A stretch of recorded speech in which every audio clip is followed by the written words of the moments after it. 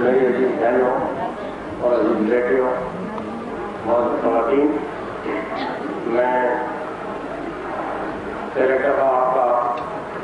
شکریہ ادا کرتا ہوں کہ آپ نے خواتین کو آزاد کشمیر صاحب نے منظم کیا بطور خاص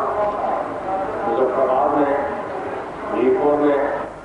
اور ہنگر میں۔ میرا خیال ہے اس لحاظ سے بھی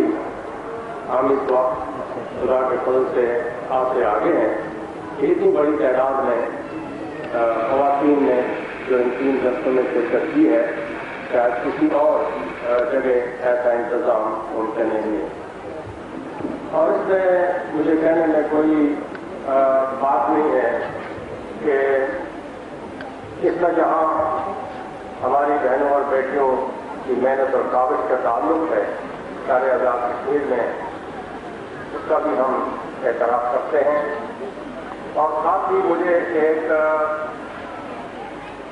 اضافی احساس اس بات کا ہو رہا ہے کہ شاید اس بات میں ہماری بہنوں اور بیٹیوں کے اس جذبے اور اس لگن کا بھی حصہ ہے جو اسلام کے ساتھ ہماری خواتین کو حد سے رہا ہے۔ مجھے اچھا یاد ہے کہ 70 کے انتخاب میں بھی اکثر اور بیشتر پولنگ اسٹیشن ایسے تھے جہاں مردوں کے مقابلے میں خواتین نے مجھے زیادہ ووٹ دیے تھے، اور اسی طرح کئی اور جو انتخابات ہوئے ہیں اس میں بھی جہاں کہیں ہماری خواتین کو ووٹ ڈالنے کا موقع ملا، بات ایک ایسی ہے جہاں ان کو روک دیا گیا، لیکن جہاں ان کو آزادی سے ووٹ ڈالنے کا موقع ملا ہے وہاں مسلم کانفرنس کو یہ اعزاز حاصل رہا ہے کہ خواتین کی اکثریت نے مسلم کانفرنس کے امیدواروں کو ووٹ دیے، اور یہ بات میرے لیے کم از کم بہت حوصلہ افزائی کا باعث ہے، اور میں اس کے لیے اپنے تمام بہنوں اور بیٹیوں کو مبارکباد دیتا ہوں اور توقع رکھتا ہوں کہ آپ کا یہ جذبہ برقرار رہے گا، اور خدا کے فضل و کرم سے اللہ تعالیٰ ہمیں بھی توفیق دے گا کہ ہم آپ کے جذبے کی قدر کر سکیں اور اس کو بڑھانے میں جو خدمت ہم ادا کر سکتے ہیں وہ کریں۔ یہ آپ کو پتا ہے آج یہ اس کے بعد ایک اور جلسہ ہے شہر میں جو اس انتخابی مہم کا آخری جلسہ ہے۔ میں اپنی بہنوں اور بیٹیوں کو بتانا چاہتا ہوں کہ وادی نیلم سے چل کر دنبر تک اور وہاں سے پھر جیلم اور راولپنڈی علاقے سے ہوتے ہوئے پھر آزاد کشمیر کے 3 ضلعوں سے میں گزرا ہوں۔ جو بات خاص طور پر قابل ذکر ہے وہ یہ ہے کہ جتنا جذبہ اور شوق لوگوں میں اس دفعہ میں نے دیکھا ہے میری کسی سیاسی زندگی میں اس انتخابات میں نے نہیں دیکھا، اور بعض جگہ تو بالکل ایسا لگتا تھا جیسا 1947 اور 48 کا سوال کہ لوگ اپنی تمام قدرتیں تمام شکل رنگیاں بھول گئے، اور کئی لوگوں سے پوچھا کہ صاحب آپ کو تو کسی نے کہا نہیں راضی ہونے کے لیے، انہوں نے کہا کہ ہمارا دل گواہ دیتا ہے کہ ہم آپ کے ساتھ راضی ہو جائیں۔ یہ وہ جذبہ ہے جس کی میں بہت قدر کرتا ہوں اور اللہ تعالیٰ کی طرف سے عنایت سمجھتا ہوں کہ لوگ ہمارے ساتھ سے بہت راضی ہو گئے، اور جو جماعت کے کارکنوں سے وہ راضی ہو گئے، اور اس کے علاوہ جو ہماری جماعت کے مخالف لوگ تھے، کئی لوگ ہیں، بے شمار لوگ ہیں جو ہمارے ساتھ شامل ہوئے ہیں۔ ایک لمبی لسٹ ہے ہر حلقے میں جہاں سے میں گزرا ہوں کہ اس پارٹی کو چھوڑ کر اس پارٹی کو چھوڑ کر وہ مسلم کانفرنس کے ساتھ شامل ہوئے ہیں، اور جو شامل نہیں ہوئے انہوں نے کہا کہ ہم پارٹی کو نہیں چھوڑتے لیکن ہم تمہارے امیدوار کی ضرور حمایت کریں گے۔ یہ وہ بات ہے جو شاید کسی پارٹی کو میسر آ سکتی ہے، اور میں یہ بھی رکھتا ہوں اس میں شک نہیں کہ ایک ماحول کا بھی ضرور اثر ہوتا ہے لیکن ماحول کا اتنا اثر نہیں ہوتا، دلوں کو اس طرح پھیرنا صرف اللہ تعالیٰ کا کام ہے، کسی کے انسان کے بس کی بات نہیں۔ خدا تعالیٰ دلوں کو پھیرنے والے ہیں، وہ پھیرتے ہیں۔ اور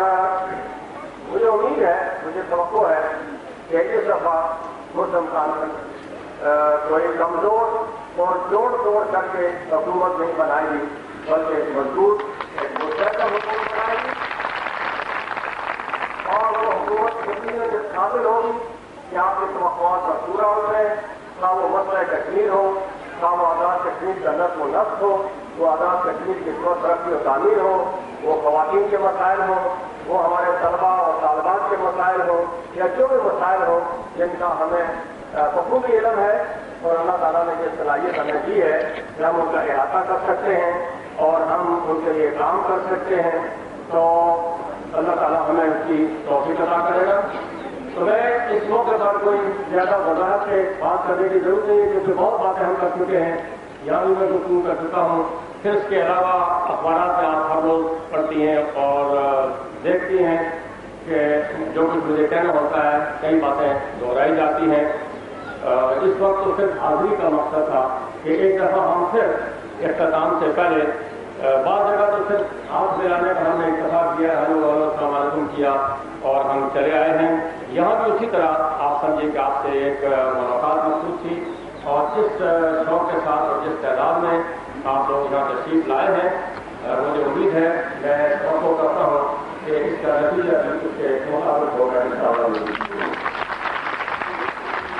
میں یادداشت تازہ کرنے کے لیے جس یاد تازہ ہو جائے، یہ گزارش کرنا چاہتا ہوں کہ ہمارا یہ انتخاب نہ کسی جماعت کو شکست دینے کے لیے ہے، نہ کسی فرد کو شکست دینے کے لیے ہے، نہ کسی کو فتح کرنے کے لیے۔ وہ بات اتفاق کی اس طرح ہو گئی ہے کہ لوگ میدان میں اب میں اپنی انا کے لیے کھڑے ہیں، ورنہ سب کو پتا ہے کہ کسی کے پاس نہ کوئی پروگرام ہے، نہ کوئی منصور ہے، سوائے اپنی ذات کے لیے ذات کو ظاہر ہے کہ ذات کو تحفظ دینا مقصود ہوتا ہے، وہ ہر شخص کا فرض ہے، حق ہے کہ اپنی ذات کو تحفظ دیں۔ اور ہم انشاءاللہ عزیز، جو بات میں یاد تازہ کرنے کے طور پر کہنا چاہتا تھا کہ محفل کی ترتیب آپ کہتا ہوں کہ ہماری لسٹ میں آزاد کشمیر میں لوگوں کا اسلامی تشخص برقرار رکھنا، قائم رکھنا، اس کو مضبوط کرنا، یہ ہماری ترجیح اولین ترجیح ہے، اور اس کے ساتھ کشمیر کی آزادی کی تحریک ہے، جس کو ہر قسم کی اخلاقی اور سیاسی اور جو امداد ہم سے ممکنہ طور پر ہو سکتی ہے وہ امداد مہیا کرنا ہے۔ اور ہم اس کے بات میں نہیں ہیں جو کچھ کشمیر میں ہو رہا ہے، شاید جو لوگ واپس کار ہیں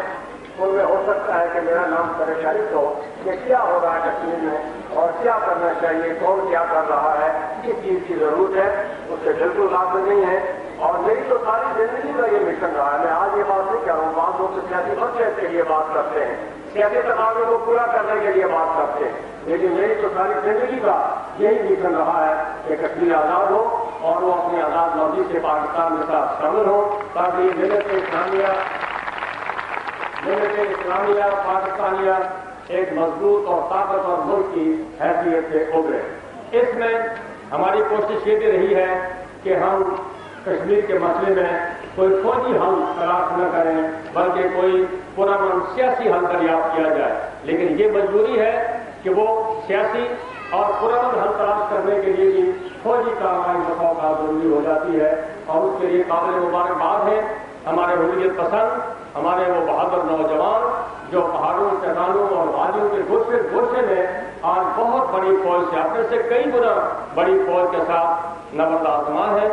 اور بڑی قربانیاں دے رہے ہیں، بہت پریشانیاں اور مصیبتیں برداشت کر رہے ہیں۔ میں توقع کرتا ہوں کہ آزاد کشمیر میں مسلم کانفرنس کی حکومت قائم ہو گئی تو ان کو بے پناہ اخلاقی اور سیاسی تربیت ملے گی، اور ان کی تکلیف میں ان کی تکلیفوں میں کو شیئر کرنے کے لیے اس میں شریک ہونے کے لیے ہم بھی اپنی طرف سے کوئی کسر اٹھا نہیں رکھیں گے خدا کے فضل و کرم۔ اور اس میں بعض لوگ جاننا چاہتے ہیں کہ ہم کیا کر رہے ہیں، کیا کریں گے، کیا نہیں کریں گے، لیکن میرا خیال ہے کہ یہ تفصیلات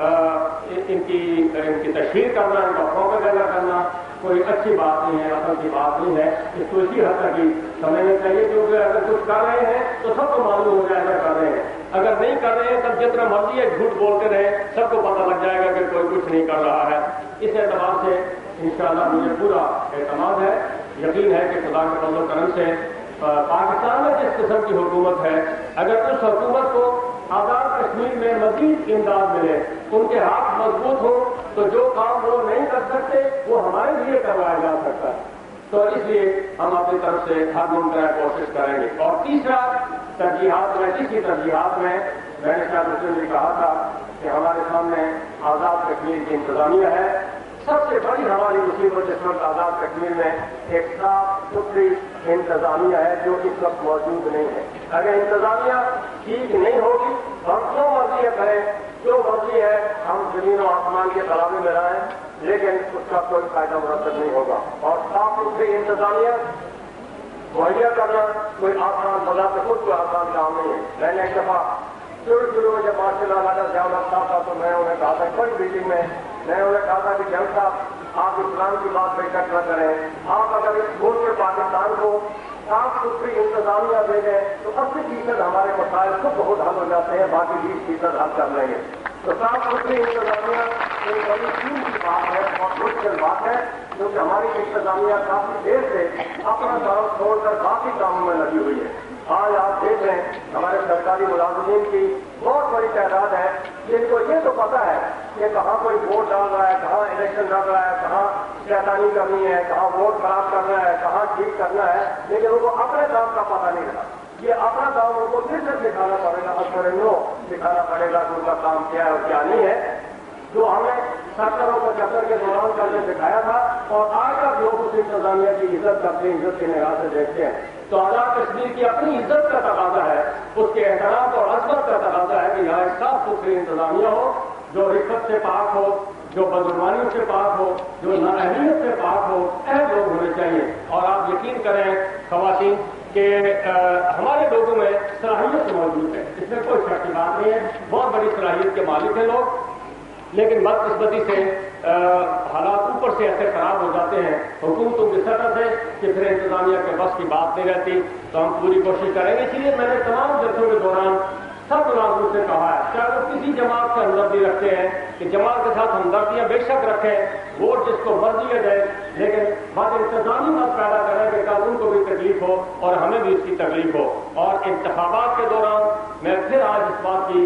से खबरदार करना चाहता हूँ इंतजामिया के लोगों को जो इंतखाबात में लगाए गए हैं, कि बाकी इंतजामिया का तो एहतसाब हम शायद बाद में करेंगे अगर वक्त मिला, लेकिन जो इंतखाबी मशीनरी में लगाए गए हैं उनकी बदउनवानियों की सजा सारे मुल्क को मिलती रहती है. इसलिए उनको बदउनवानियों से पाक होना चाहिए और उनका एहतसाब सबसे पहले होना चाहिए ताकि इंतखाबात से बिल्कुल बदउनवानियों का जानती न करें. बदकिस्मती से आज़ाद कश्मीर में कई पोलिंग स्टेशन ऐसे हैं जहां खराबी हो रही है और लोग एक दूसरे पर गोलियां चला रहे हैं, एक दूसरे को जख्मी कर रहे हैं, मार रहे हैं. और उसमें जिस तरह के आपने अखबार में पढ़ा, उसमें पेशेवर उजरती कातिल और इस किस्म के लोग बाहर से लाए गए हैं. हमने पूरी कोशिश की है अपनी तरफ से कि उसके लिए खुसूसी इंतजाम किए जाएं. और फौज से भी कहा है कि बाद मुकामात पर फौज मुतय्यन की जाए. और फौज की एक खासी तादाद, मेरा ख्याल है कि जितनी आम हालात में नहीं होती उतनी तादाद आज़ाद कश्मीर में जगह जगह भेज दी गई है ताकि वो निगरानी कर सके कि कोई जरूरत से ज्यादा